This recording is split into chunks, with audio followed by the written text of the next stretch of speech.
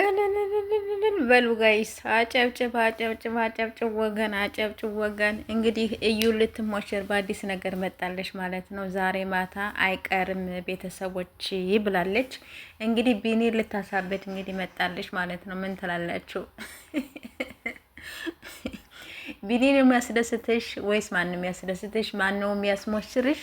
ማነውስ አበባ የሚሰጥሽ? ማነው ቤሎስ ያለበሰሽ?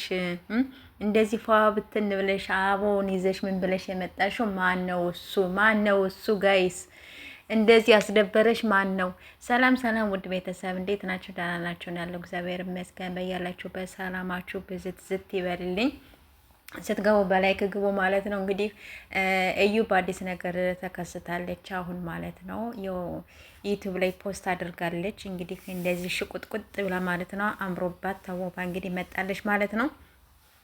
ስለዚህ አበባዋን ይዛ ቤሎዋን ለብሳ ምን ብላ መጣለች? ዛሬ ማንም አይቀርም ዛሬ ማንም አይቀርም እንግዲህ እያለች መጣለች ማለት ነው። ምንድነው እሱ ሚስጥሩ ምንድነው? ቢኔል ታሳብጁ ነው ወይ? ለነገሩ ትንሽ ይቅመስ።